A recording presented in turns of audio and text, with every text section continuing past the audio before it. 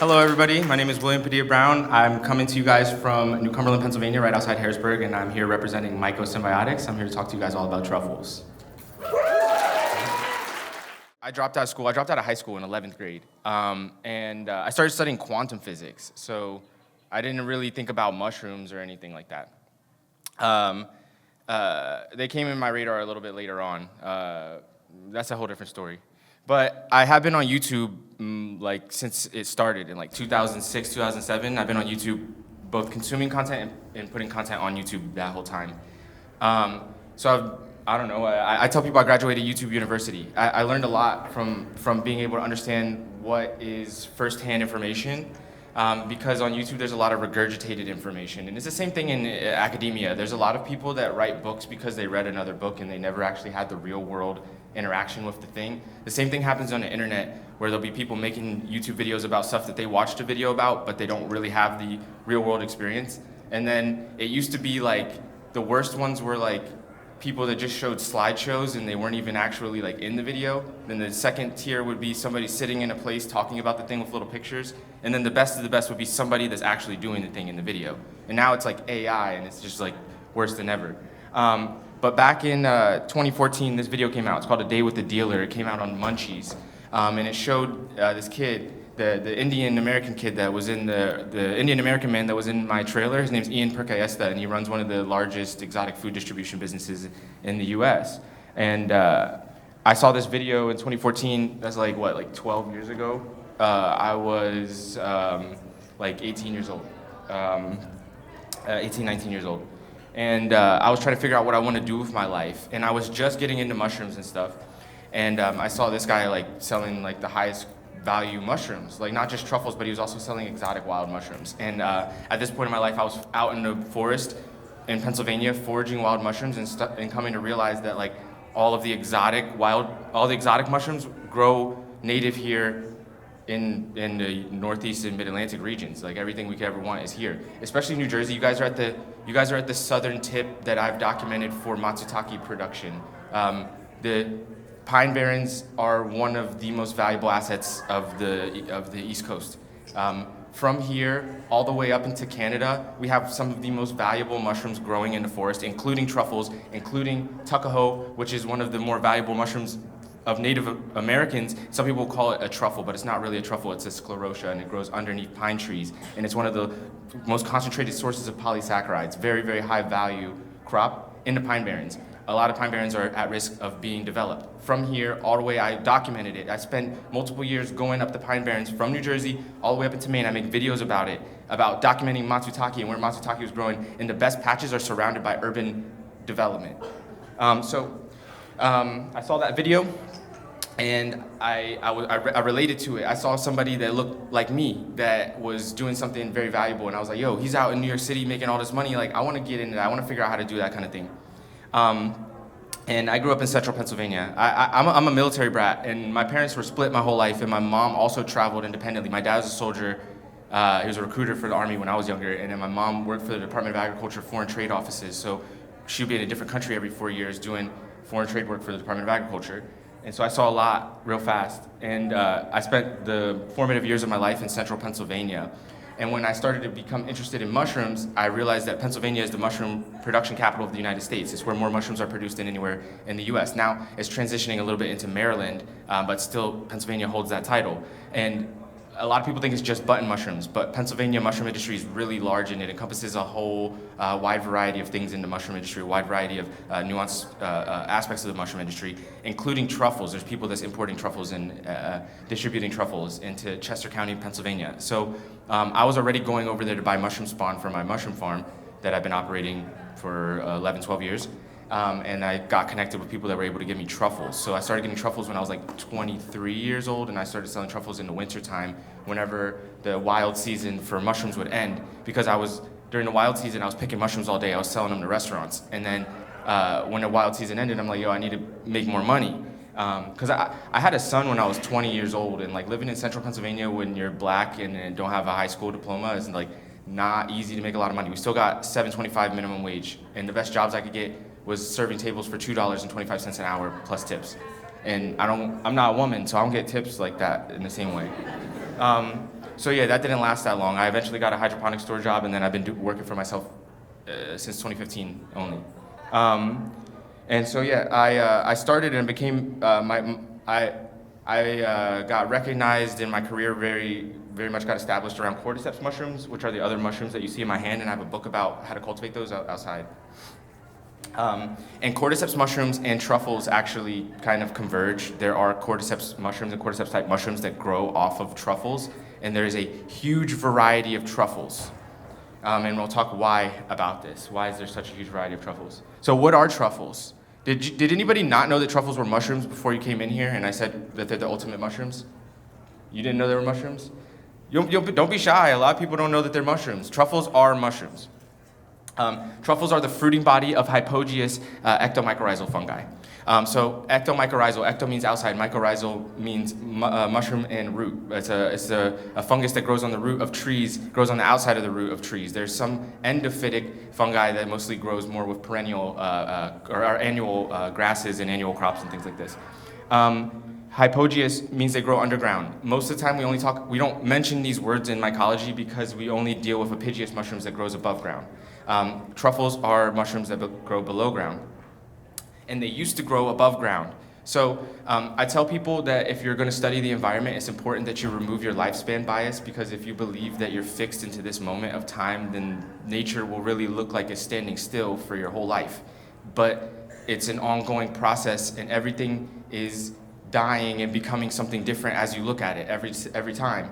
And everything looks the way that it looks because it's telling you the story of what it's gone through up until now.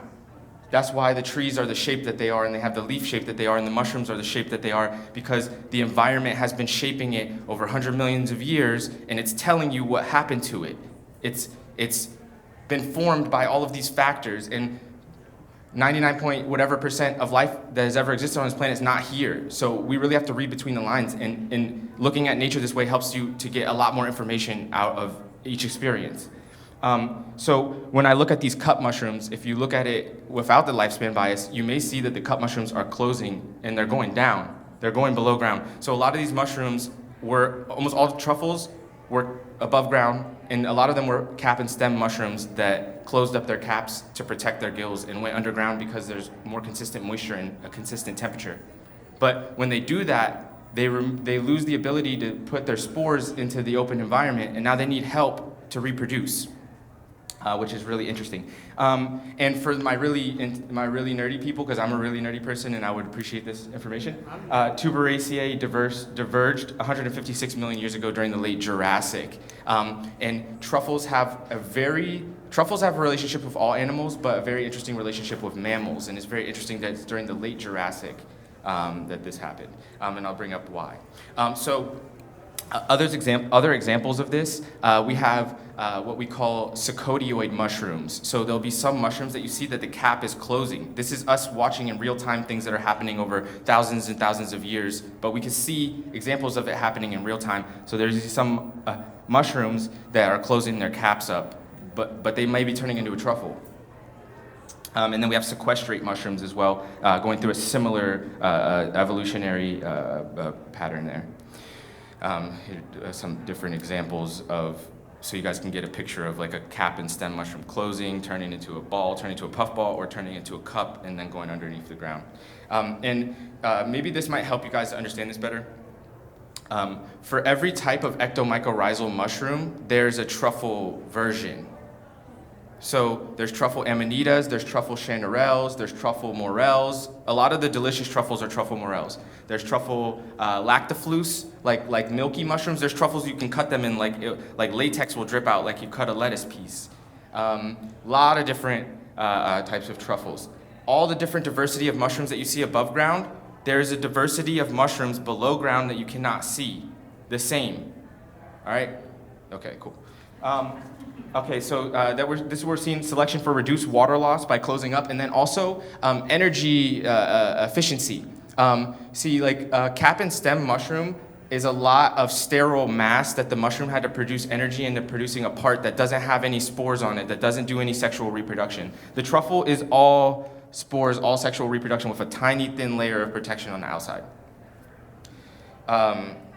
And when they can't release their spores anymore, then they need help. So all animals have a relationship with truffles, all types of animals. Not every species of animal in the world, because there's some animals that are just not interacting with truffles, but all different types, all the different groups of animals have a relationship with truffles. This research came out from 2021 showing birds in Patagonia eating truffles. This research shows lowland gorillas in Western Africa eating truffles. And we all, I don't know if we all know, but the more common known animals that eat truffles is pigs and squirrels. And small rodents really have, there's some small rodents that 90 plus, 95 plus, 98 plus % of their diet is truffles. In the farmed forests of the Pacific Northwest for the lumber industry, like when you go to the Pacific Northwest and you see the big cascading forest, it's all Douglas fir trees that's being planted for lumber to be cut down to get sent to Japan, a lot of it. But in those forests, they're devoid of nutrients in the same way that a biodiverse forest would be. And a lot of the caloric intake for a lot of the animals is coming from truffles underground. Bears have a relationship with truffles. In Australia, they're cultivating European truffles now, and there's researchers trying to train bandicoots to stop eating the truffles. I don't know how they do that in mass, but there's research about this. So nobody really understands how truffles reproduce, so there aren't like domesticated truffle varieties, but there are some truffle varieties that have been maintained for at least 2 generations by people in Europe. And what we do know is that whenever the animals poop around the trees that has the truffles growing on it, the spore, the truffles, even though they're on the root of the tree, the mycelium, the fungus is on the roots of the tree, it needs new spores to come produce individual truffles every year. So like all of the truffles are the product of a new spore connecting with the mycelium underneath the ground. They need more spores. So people in Europe have figured this out. I went to Spain in winter of 2024, and I took a class with Mycolab in Pusol on truffle plantation management and microscopic analytics of truffle fungus on roots of the trees. And what they do there is they'll dig holes, and they call them nidos. But when they translate it, they call them Spanish wells, which isn't the direct translation, because nidos means nest. But they call them Spanish wells, and they dig holes, and they fill it with substrate that they mix with dried up truffles that they mix into the substrate, so that those spores are acting like a giant animal poop on the side of these truffle trees and gets really big stimulated production in large truffles. Some of the truffles are being inoculated from truffles that you forget from the previous year, but the spores the truffles don't last as much as the spores that are being dropped on the top of the soil. There is research showing that foraging behavior, hoarding, hibernation are recognized as factors influencing the spatial and temporal patterns of spore dispersal, meaning that the animals are kind of like dictating where these truffles are ending up in the forest. But I like to look at it in reverse. I think that the truffles are hijacking the mammalian nervous system and utilizing them for their own bidding. Like the truffles have figured out the right chemistry to like Bugs Bunny, like they smelled a pie in the window and they start floating away. Like the animal's doing whatever it's doing, it smells the truffles, and then it's doing whatever the truffles wanted it to do. And that's the reality of it. And the truffles are so nutrient dense, and they're also an aphrodisiac. They're not just expensive just because they should be for the sake of being expensive. A lot of these things are high value. If anybody's been following my page and seeing all the research I've been putting out about saffron, the most expensive stuff in the world is not just expensive just because. They're like some of the most powerful natural medicines in the world. So truffles, and I think I have a paper here. Truffles contain endocannabinoid metabolic enzymes and anandamide. And this research paper led me to understand that fungi have a more ancestral production of cannabinoids than plants. And they are producing these cannabinoids without the means to metabolize them themselves. So obviously they're producing them for symbiotic relationships. And anandamide, the anandamide content in these melanistic truffles particularly, is enough to induce adult neurogenesis in a human adult. So imagine what happens to a mouse that eats it.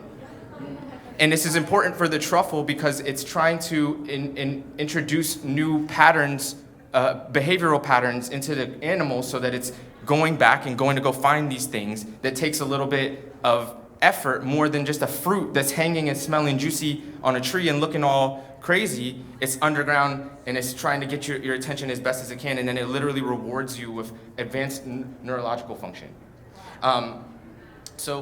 Up until the KPG extinction event, whenever the giant meteor smashed into the Yucatan Peninsula and killed all the dinosaurs, all mammals were smaller than a cat. All mammals were smaller than a cat because all the ecological function was taken by reptiles that was anything larger than a cat. So the diversification of mammals happened afterwards, but it's important to understand that the mammals during this time were eating detritus. They were eating things that was dead on the ground, fungi, or eating tubers. And another interesting thing before I forget, if you look at pre-hominid diets, early hominid diets, almost every single time it says tubers. And my whole life I thought they were eating potatoes.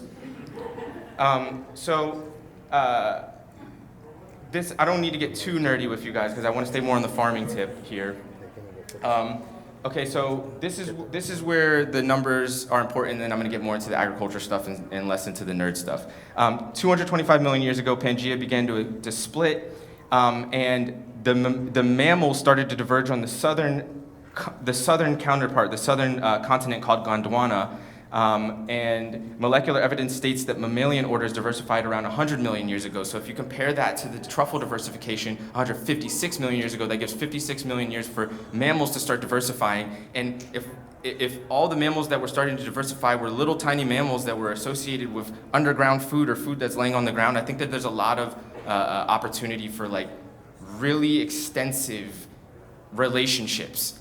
So when I was little, and we'd be at the gas station, everybody liked the smell of gas except for me. And I always wondered, why does people like the smell of gas? And I know people that like the smell of paint, and I know people that like the smell of like a new book. And I can't stand this stuff. And I think it's more psychological too, because I know I shouldn't be smelling these petroleum-based chemical smells. But I was always wondering, I'm like, why do people like this stuff? And then I started, experimenting with cannabis, and then I started experimenting with truffles. And I'm like, oh my God. We've been attracted to gasoline smell and smells of petrochemicals for our survival since before we were even what we are right now. Literally, it's like since we were the tiny little mouse scurrying around that became everything we depended on having to be able to find those smells. So I created a truffle vole theory during the pandemic, if anybody understands Terence McKenna's stoned ape theory, that he believes that primates in the African savanna started eating magic mushrooms and it helped develop higher cognitive function and capacity. I believe that this has been going on in a relationship with fungi and animals forever, and I think that there's things before the magic mushrooms that would be magic to a little creature that's going to incite neurogenesis in that level. I think that forever mushrooms have been trying to get our nervous system to look like mycelium. That's what happens with neurogenesis. All right, so agriculture and humanity. Let me see my time. Oh, we're I don't know what my time is, but I think we're cooling. All right, so I always want to know, when does the anthropological story start? Like, where does our story start with this? Like, all right, cool, we've been eating truffles forever, right? We've probably been eating truffles forever. There's probably, when I talk to the truffle expert of the United States, his name is James Trappy. Whenever I met him, I asked him, how long do you think people have been eating truffles? He said, since time immemorial. That's what he told me. That's the most expert on truffles. And there's multiple truffle experts that believe that the manna in the desert during Exodus was truffles. These are desert truffles called terfezia. They've been collected by people in the northeastern regions of Africa and the Middle East for time immemorial. There's no clear record of when people started doing this. And they've been eating these. These are like a big potato. My truffle teacher told me some truffles are like mushrooms and some truffles are like seasoning. And when she told me that, it's more like you eat some and some that you use to flavor things. My bad, I'm like this way. I need to get in the middle. So these are more like a potato. This is more like something that you're gonna eat for like satiation instead of like shaving it over top of food.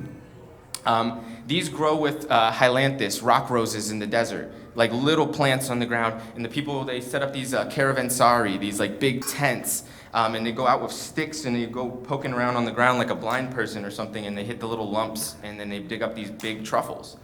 And they cook with them. They cook them in different stews and things like this, and they eat a bunch and make beautiful tea and stuff. There's videos online about this. I would love to go do this at some point. So with the flow of information from the proto-civilizations, early civilizations of the Middle East into the Mediterranean, we see transmission of a lot of information into the Roman nexus point that we all romanticize about still. It's to my understanding that the Romans came into their understanding of truffles through their relationship with trade in the northern African regions in the Middle East, and then eventually recognized that their pigs were eating something similar in the forest, the managed forests outside of the urban areas of Rome. There's something particular about human-maintained forests when humans need forests. There's a really interesting story about the decline of Matsutake in Japan. It's on this YouTube video called, Japanology, and it's an episode about mushrooms. And in that episode, they go to Iwaizumi Prefecture, and there's a mycologist that figured out how to get the matsutake to grow again because they stopped growing, and it was historically a place where they could get tons of matsutake every year, and they don't know why the matsutake stopped. And it was post-industrialization, post-World War II, people stopped depending on the forest for their day-to-day lives. People used to go to the forest and get trees to burn for wood, for power, for their homes, for cooking. And by maintaining the forest in this way, created a specific ecology that produced tons and tons of matsutake. The same thing happened in Europe. Whenever people depended on the forest outside of the cities, they maintained it in a way that increased truffle production, mass truffle production, which the truffle production has been in decline since industrialization, post-World War II, and the romanticized regions that popularized truffles, that why everybody thinks truffles come from Europe, because France and Italy popularized truffles from the Perigord region of France and from the Alba region in Italy, the white truffle from Alba, the black truffle from Perigord. Now, Spain is the largest producer of truffles in the world, and some of the largest buyers are Italy and France, who buy the truffles and then sell them as French and Italian truffles. It's all about the romanticism, and there's a whole facade going on in all of these industries. People are trying to sell you something that is not. Like, I keep seeing it time and time again. I got into saffron, boom, people are selling you safflower or corn hairs dyed with red food coloring. You get into truffles, people are buying Chinese truffles, importing them into Asia, or importing them into Europe, and Italy's the only place that banned it. They're importing Chinese truffles that look like Italian or look like European truffles, and then putting 10% European truffles, 90% Chinese truffles that don't smell like anything, shipping it to the United States. You open the box, smells like truffles. Then you start going through it, and then you're like, why don't these truffles taste like anything? Because you just got duped. Because people don't have the connection to the real world as much like they used to. So it was the pigs. It was the pigs that taught the Romans about the Perigord truffles and the Alba truffles, which are Tuber melanosporum and Tuber magnatum, the white European truffle and the black European truffle. There's variations, which we'll talk about. So in France, Joseph Talon was the first documented growing truffles during the beginning of the 19th century, and he started by planting acorns underneath the oaks that produced truffles and then transplanting the seedlings into different areas. By planting those seedlings underneath the trees that had the truffles, he was introducing it to that mycorrhiza, to that fungus. This is a very primitive way of starting to cultivate truffles, and it's honestly very similar to how individuals in Japan started cultivating shiitake and wood ear by cutting the same type of firewood that they saw those mushrooms growing on, and then bringing those mushrooms and putting them into piles with the firewood. Very similar. So nowadays, for truffle cultivation, there's a couple different steps. So we truly, in the United States, need analysts. We're very low on analysts. Everybody else got hype on doing the fun part, like A very American thing of us to do. We spend a lot of money on the shiny part, but nobody got the analysts. So now we have European weed truffles in the United States. Like, we have invasive European truffles in the US because people didn't know how to look at the roots of the trees to tell which type of truffle it is. So we need people that can look at the roots of the trees, because each different truffle, when the fungus is growing on the roots of the trees, it looks different. So we need people that can identify them by the roots, and then also to do DNA sequencing so that they can tell that they have the right truffles, because it's really expensive to start planting truffles. And when you plant a truffle tree, it can take 4 to 7 years before you see your first harvest. So if you're going to invest all of that time into what you're doing, you need to make sure that what you're doing is right. From that initial harvest, if you can maintain your plantation, we have seen truffle plantations up to 50-year-old trees producing. In the wild, there's over 100-year trees producing, and we're losing that connection to the wild trees because the wild trees are going away. The wild trophers are fading away in Europe. Luckily, we're not in Europe. We got a lot more time to study ours here. This is what it looks like. We need people to look at the trees, inoculate the trees with truffles. So first things first, we need the truffles. This is the craziest part and the most exciting part about native truffle cultivation in North America. So most people in the U.S. are cultivating European truffles. There are truffle farms here in the U.S. There's truffle farms in New Jersey, there's truffle farms in Virginia, there's truffle farms in Maryland, Pennsylvania, New York. There's truffle farms all the way to California, and there's truffle clubs. There's a national truffle club called NATGA that you can join. All of the truffle clubs, anything truffle has paywalls. I'm just gonna keep it a bean, and I'm gonna be one of the people that's the antithesis of this. And you know, if people invite me in, then they must understand that I'm gonna release the information for free. That's just what I'm here for. Yeah, I mean, people ask me, I don't want to get into it, come talk to me later, but people ask me why I wrote books and told people about cordyceps instead of patenting it, and I'm just like, what's a patent? Like, you know what I mean? I dropped out of high school, you know what I'm saying? But like, I built social equity beyond whatever I would have been able to do if I went the other way.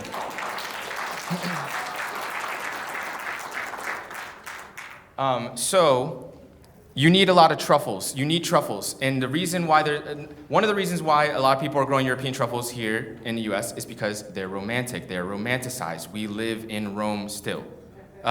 Jamaican people say we live in Babylon.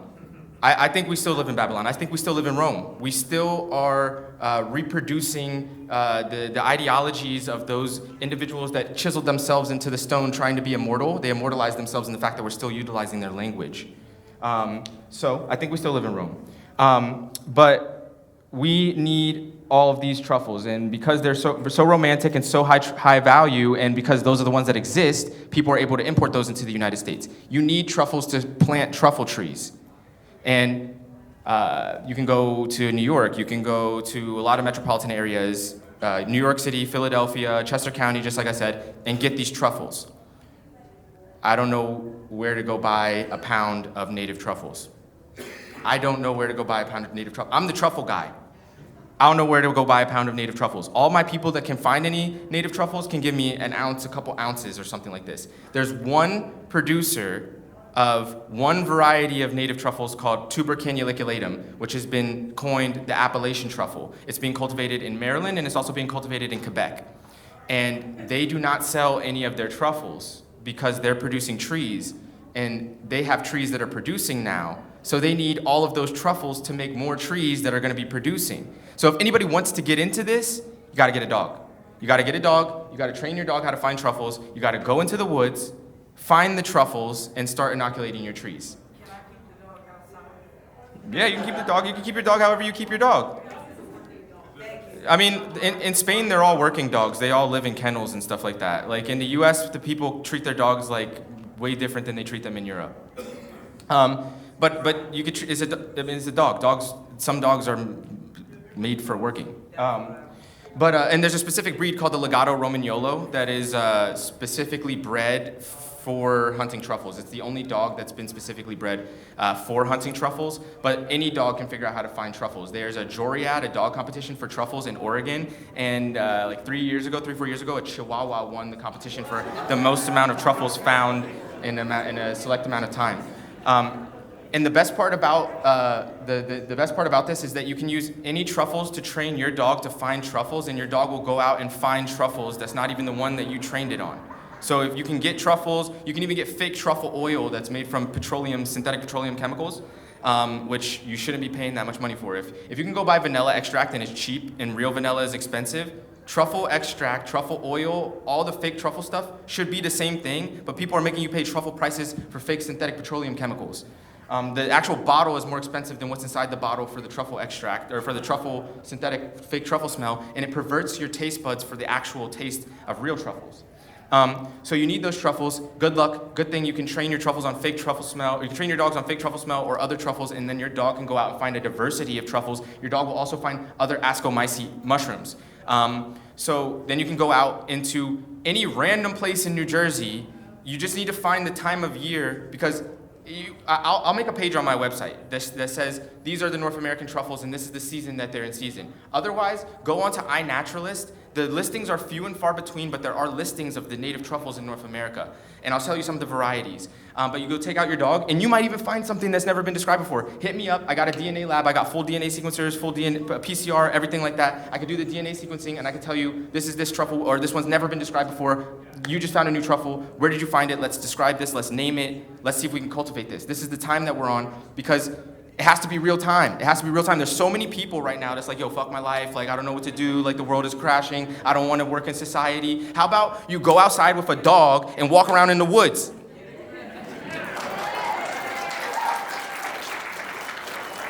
The medicine is outside. I stay in the urban areas, and I stay on social media, and I stay on the internet because y'all are already saved. 99% of the world is locked in on the Meta platform, and they don't know what to do. They don't have a connection with nature, and they're breathing in brake dust every day and sitting inside of LED lights. When you go outside, you don't even need the tinctures. You don't need the herbs. Being in nature is the medicine that people are missing. We're trying to, as organic farmers, we're trying to deliver that to people, the pieces of nature that they're missing, as pure as it can get, because you're going to get cancer and anxiety otherwise.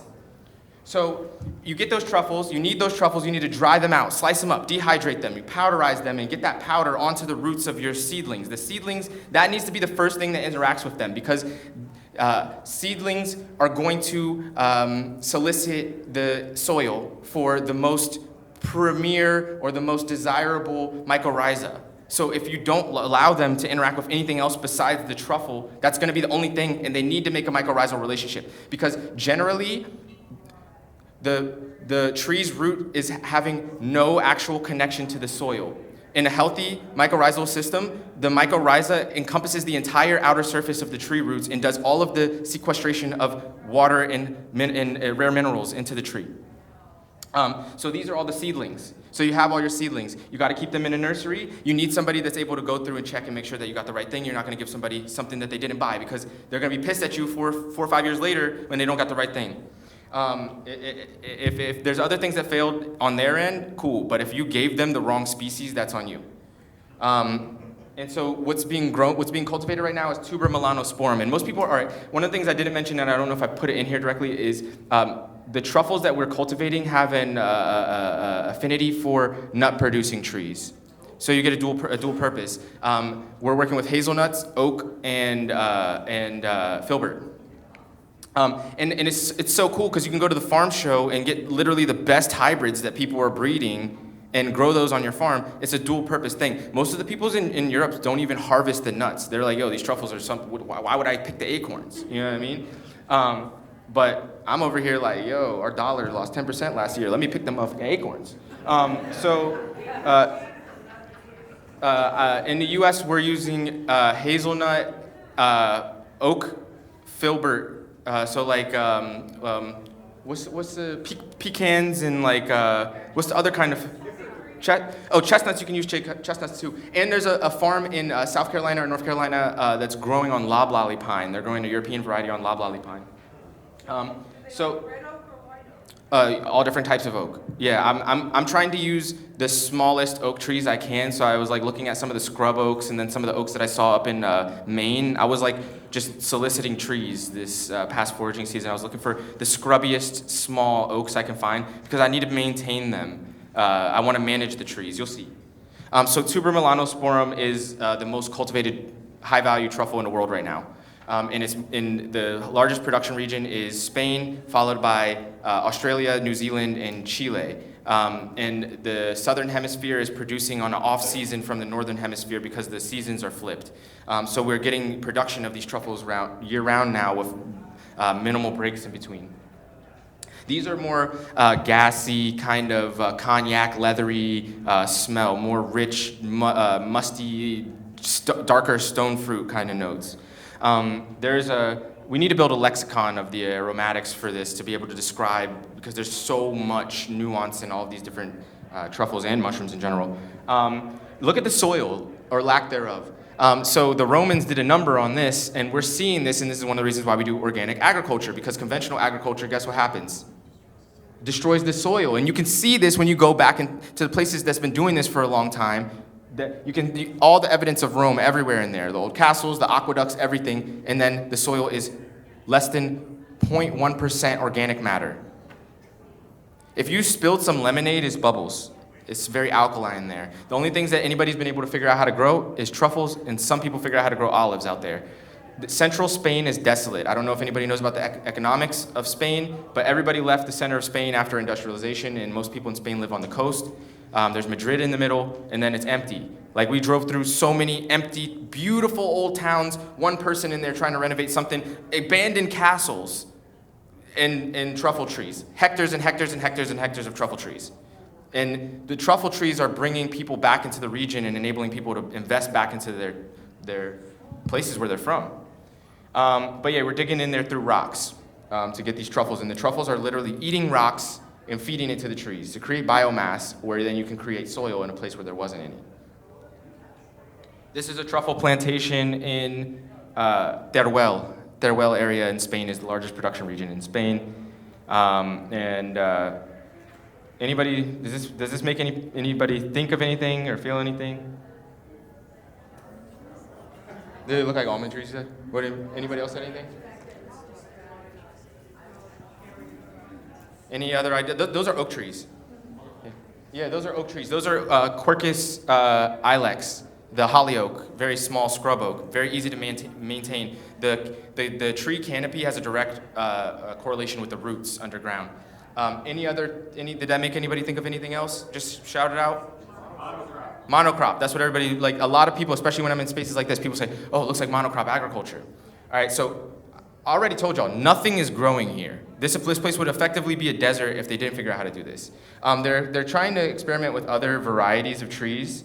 In the back, they have Quercus faginea, which actually drops its leaves in the wintertime, which some people prefer, so that the canopy doesn't hold on to snow, which could potentially break branches, which directly will relate to the harvest next year, because if a branch breaks, the tree's putting energy into the healing of that and less into the truffles.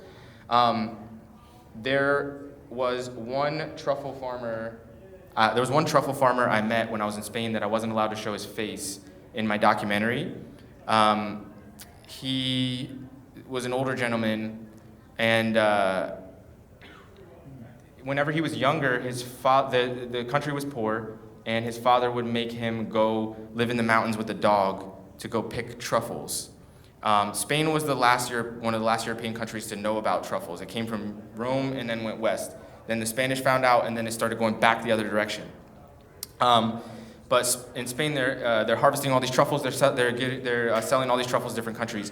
And a lot of people that were living in poor regions would literally just live in the mountains picking the truffles during truffle season. So he's 13 years old, living in the mountains with a dog, fighting wild boars, harvesting truffles. This man had the most direct, intimate relationship with truffles that I saw. Like, I was digging a truffle, and he said it's going to be 4 ounces. It's going to be right there. And crazy, I'm just like, how did you know that? I was literally above the soil. But his farm had other under canopy plants growing and different trees growing, and he had the most productive truffle farm out of all the truffle farms that we've been to. And the researchers are still trying to figure out why, that are looking at it. But he has a polyculture, and it's the most productive one, and it looks like the actual forest where he would have been when he was younger, picking the native truffles. So it's very important. And we still have the opportunity to look at the natural environment where these truffles are growing here in North America. So it's important that we understand that, so that we can create those polycultures because that's how they exist right now.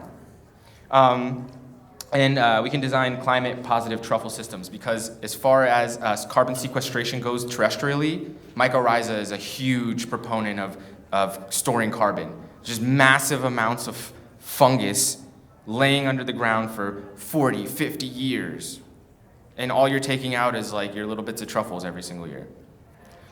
So we can increase a lot of carbon drawdown via truffle orchards if we start intentionally designing them. And I think that it'd be important for permaculture designers to get involved with any truffle orchard production designs so that we can create these systems from the start. Because, truffles have been successfully replicably cultivatable for 60 years. Humans have been cultivating plants for 12,000 years. Truffles represent the beginning of mycorrhizal agriculture, and it's 60 years old. We are the first generations to do this. Could you imagine being 60 years into cultivating plants out in Sumeria? Somebody's like, yo, if the chicken poop goes on the wheat, it gets bigger. I swear I'm not crazy. Do you know what I mean? This is common knowledge 12,000 years later. This is where we're at, and I think it's so important that we interact with these things and we try and we fail and we figure this out. Because the reality is, for me, and I say it in my documentary multiple times, I went into debt to go learn about how to do this truffle stuff because I have 3 kids and our dollar is failing and nature is always valuable. The water will always make me not thirsty. The bread will always feed me. If it's organic bread in 1910 and it cost a nickel, and it's organic bread now, it costs $6, it will still nourish me. Nature is what's valuable. This illusory system, I don't believe in it. And I think I'm an idiot if I put my eggs into that basket for my children. But I think the smartest thing I can do for my children is plant trees. Plant trees that can produce something that they know where the trees are. And if it can produce nuts and it can produce truffles, if you get some of those to go, those will still be valuable in the future. Those will always be valuable because it's not just about shaving it on your food. Truffles are the Earth's ultimate mushrooms. To be found, they are producing some of the most complex chemistry in the mushroom kingdom. These truffles are ripening in ice, under ice, and they're producing volatile aromatics that can be smelled while it's freezing. This is incredible. This is so incredible. And more and more will be found because we know the most spiritual elements in nature are levitating. They're trying to go to heaven. When you open a package of some nice herbs, what's the first thing that you interact with? Why? You don't even have to, all you did was open it, and the smell goes up in your face. It's trying to go up into heaven. Those are the spiritual elements. Those are the most spiritual elements. Those are the ones that needs preserved the most because we're finding through science that a lot of these volatile aromatics is where the medicine is. In lion's mane, the neurological active compounds that helps to regenerate the nervous system are aromatic compounds. We're finding this time and time again. In cannabis, the experience changes from strain to strain because of aromatic compounds. The truffles are the ultimate aromatherapy. I wish I had some right now, but I do have truffle extract that's on sale here. I got 5 minutes left. So I will answer questions out here. I'm not going to be doing Q&A in here. But I'm going to rapidly go through the rest of this because I want to get you guys this information. And I didn't talk about the native truffles. I didn't realize my time was going like that. I thought I was going to go till 45. I thought you were asking questions. Oh, no Q&A in here. Q&A outside. Yeah. I'm going all the way to the end. Okay, so I'm gonna get through these European ones because they don't matter as much, but this is the most expensive wild food in the world, the tuber magnatum. And it smells crazy, garlic, gas, cheesy. This is for royal people, really rich people, because it's every year there's becoming less and less of it. People don't know how to cultivate this one. This one is eluding human cultivation right now. I'm sure people will figure it out, but this is the most expensive wild food in the world right now. And then we have Matrolomyces turfizoides. This one is very interesting. It grows in Hungary on the Danube River, but it grows on American locust trees that were planted there. So I believe that they might be here somewhere in the US. And this one's interesting because scientists have found that there's a sweet protein in this truffle that doesn't stimulate the same ailments in individuals that can't have sugar. I don't know what's the best word to say. But people that can't have sugar, they can have this sugar protein. It's effective at a very small amount, and it's not going to affect your diabetes and stuff like this. Leucangium carthusianum. This one is a West Coast truffle. I think the name might have changed on this, but I can't remember. Maybe it's Leucangium cascadensis or something like this. This is the black truffle that grows on the Douglas firs in the Pacific Northwest. It smells like cherries and pineapples, and it's going to be good for infusing into fats. Truffles, the smell of truffles is fat soluble because if it was water soluble, it will wash away when it rains, which would be not good. So it's fat soluble, so you can incorporate it into fats by keeping it next to fats, keeping it close to fats. The off gas will stick into the fats. So you can incorporate this with like heavy cream and things like this to incorporate that smell of pineapples and cherries, that deep, crazy truffle smell of pineapple and cherries. This was the first truffle that I found in North America in the ground with dogs. I've never raked truffles. This is how other people find truffles, by raking. There's a epidemic of foragers on amphetamines in the Pacific Northwest ripping through massive amounts of the forest with rakes to get these truffles up. And when humans do that, you pull up truffles that are not ripe. And truffles don't ripen outside of the ground. Only a couple varieties of truffles can ripen outside of the ground, so you need a dog to find the ripe ones. And then that disturbs the soil ecology for the next year. You won't get as much truffles, and you just mess up the soil ecology. Tuber organense and Tuber gibosum are the two white truffles in the Pacific Northwest, more gassy, more cologne smell, like sharper, alkane kind of smells. And these also are growing on the Douglas fir. Tuber leonii, this one was first described in Texas growing on pecans, so people call this the pecan truffle. This one is a super diverse family of truffles, super diverse group of truffle that grows all in the filbert. This one can be found in New Jersey, this one can be found in Michigan, this one can be found in Canada, and there's variations of it, and they're all edible and they all smell great. So there's some scientists that argue that all truffles are edible because they have to be eaten by animals, but some truffles smell like farts, like some people like the fart smell and stuff. I don't know. There's people that likes all sorts of truffles smell like you know what I'm saying, like little this, little that, little evening with the little hot and whatever's. You know what I'm saying? There's truffles that smell a lot like all that. And you have to recognize your own humanity and the fact that you're into that kind of thing. And then there's truffles that smells just like everything in between. Imea gigantea. This one grows from North Carolina all the way up into Canada. This one is the Blue Ridge truffle. This one smells more like cheese and onions. This one, I tell people this one smells like if you left a McDonald's burger in your car with French fries in it, but not bad though. Imagine that smell and it's good though. That's what it smells like. And it goes really good on burgers. I did it on burgers. I have a truffle burger pop-up that I do. I'll pop up at different events, and I do grass-fed burgers, tallow fries, and I shave truffles on it and stuff. This is Tuber canuliculatum. This is the one that Dr. Ben Cable's growing, and Jerome are growing in Maryland and in Quebec. This one has a large commercial potentials. Calipuya brunea, this is another one from the Pacific Northwest that's more in that oniony, cheeseburgery kind of smell range. And this one is very rare. And I don't know if it could be cultivated yet. There's not as much description. So these are the ones that are starting to get really exciting for me. These are the ones that I'm going to be cultivating on our farm plot. I'm signing a lease for a farm plot in Kingston, New York in April so that I can do truffle experimentation. I got a good lease for being black. If anybody's black, check it out. Earth Song Farm up in New York, in Kingston, New York. They're giving good leases for black folks for 5-year leases, $100 a year per acre. Run it up. We chatting about, I couldn't even I don't know, my friends didn't hop on it, run it up. So I got that, and then I'm locked in 5 years. So at the end of the 5 years, I should have my truffles, or I should have a good case study, and then the next thing is a 10-year lease. Then I got these truffle trees that I can just keep going back to, and then if I don't have the property, it's likely that some of those trees may persist into the future, and I know where they are.